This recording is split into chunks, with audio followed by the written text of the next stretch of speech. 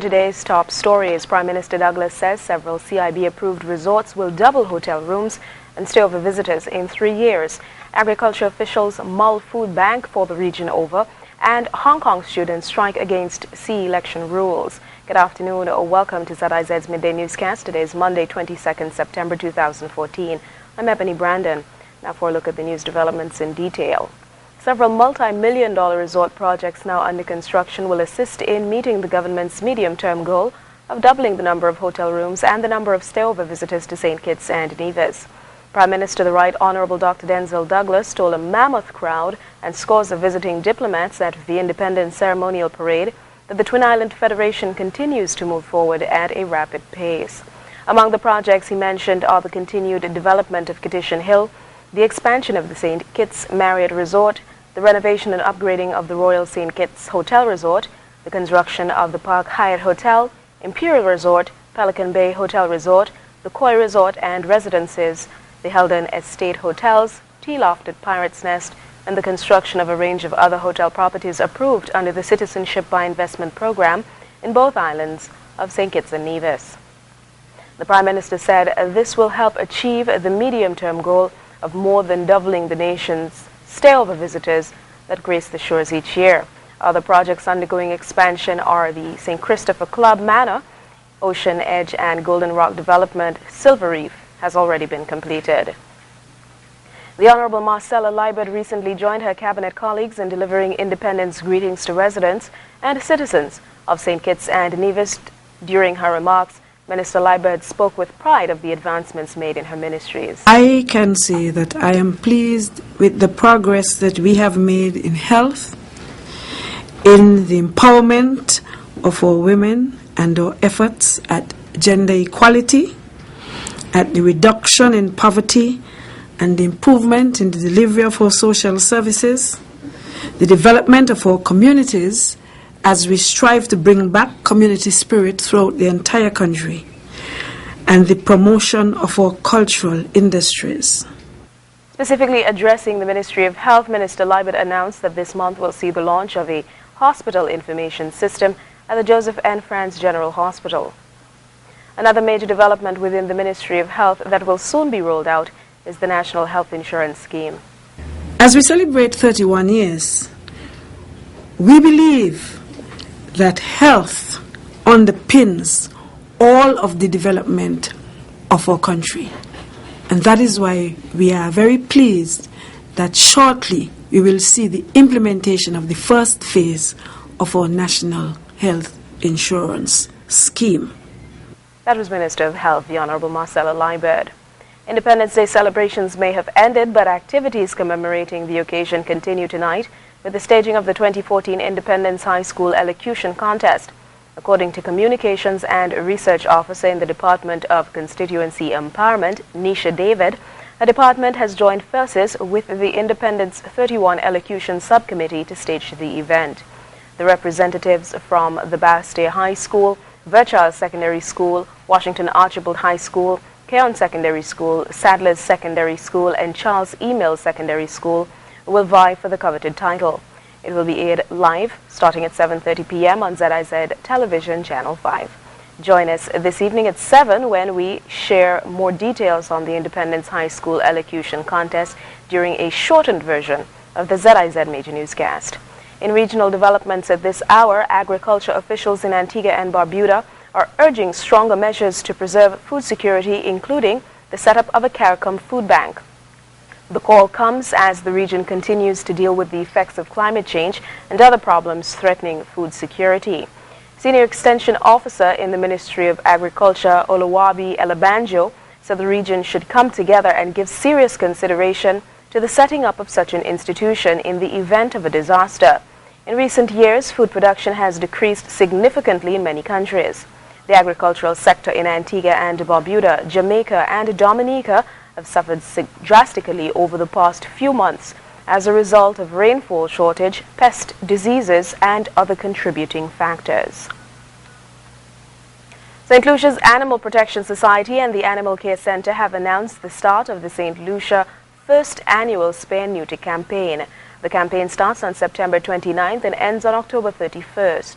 The spaying and neutering campaign will target persons from low-income families who ordinarily cannot afford to have their pets spayed or neutered at regular prices.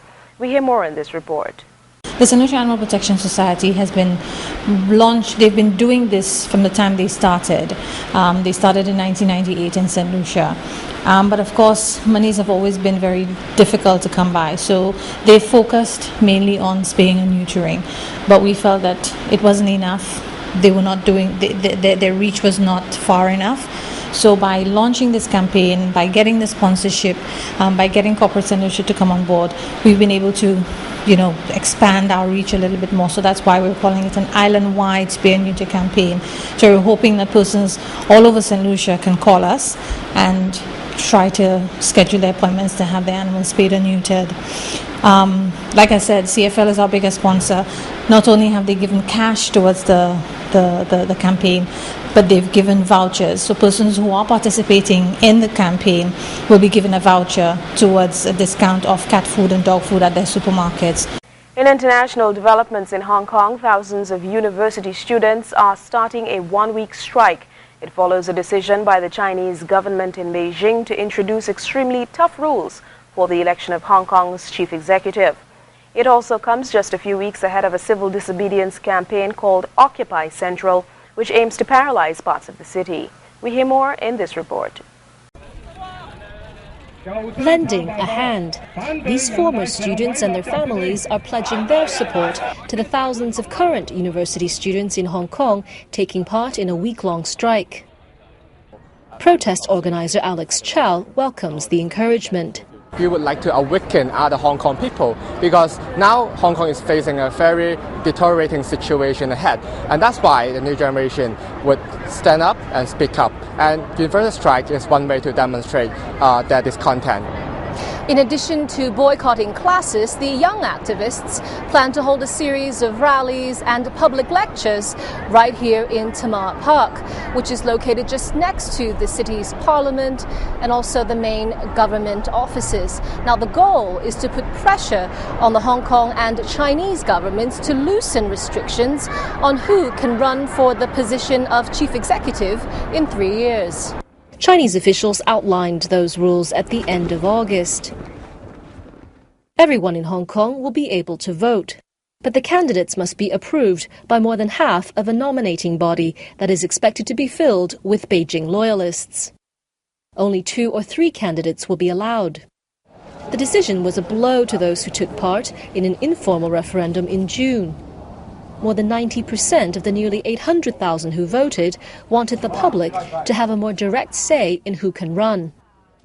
Following the vote, hundreds of thousands marched on the 1st of July, a day that was meant to celebrate the end of British colonial rule, that has since become synonymous with an annual pro-democracy demonstration.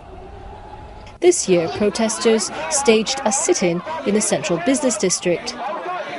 It was seen as a rehearsal for a much larger civil disobedience campaign called Occupy Central, which is expected to begin in just a few weeks. In other news, an Iraq war veteran sprinted across the White House lawn and made it inside within seconds before being caught by Secret Service officers. We hear more in this story. Security outside the White House now is visible, very visible. But it often is, so all the more dumbfounding that Omar Gonzalez was able to do this around 7:30 Friday night.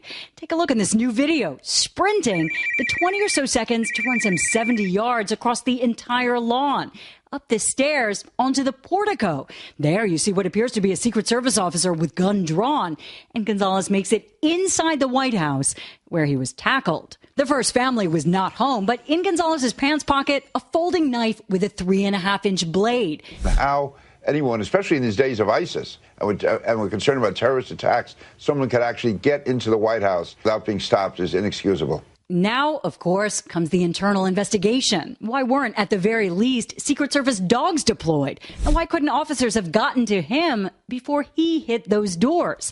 In a statement, the Secret Service admits, while the officers showed tremendous restraint and discipline in dealing with this subject, the location of Gonzalez's arrest is not acceptable. Now, it's true, officers on the roof, surely this one at the door, could have shot Gonzalez. they didn't. Everybody out right now. Go back. Everybody into the park. And a law enforcement official told us these things are always taken in context, that Gonzalez didn't appear to be armed, had nothing in his hands, no bags, nothing bulky. They also said the 42-year-old Texan, who spent more than a decade in the military, including in Iraq, seemed to have mental issues and was known to the Secret Service. Gonzalez's family members say he had been struggling lately, drifting, and had PTSD. He had retired from the Army with a disability. And less than 24 hours after this breach, another man, Kevin Carr of New Jersey, tried to get in through a White House gate on foot, then drove to another entrance, got out of his car, and refused to leave. He, too, was arrested. But some now are calling this the last straw. Now for a look at today's weather, we'll see cloudy skies with winds blowing from the east-southeast at 10 to 20 miles per hour. Temperatures will reach a high of 30 degrees today with a low tonight of 25 degrees. This evening we're expected to have intermittent showers. That brings us to the end of the ZIZ Midday newscast. Thank you so much for watching. Join us at 6:30 p.m. on 96.1 FM, ZIZ Radio, and right here at 7 p.m. for a shortened half-hour edition of the evening newscast. Thank you so much for watching.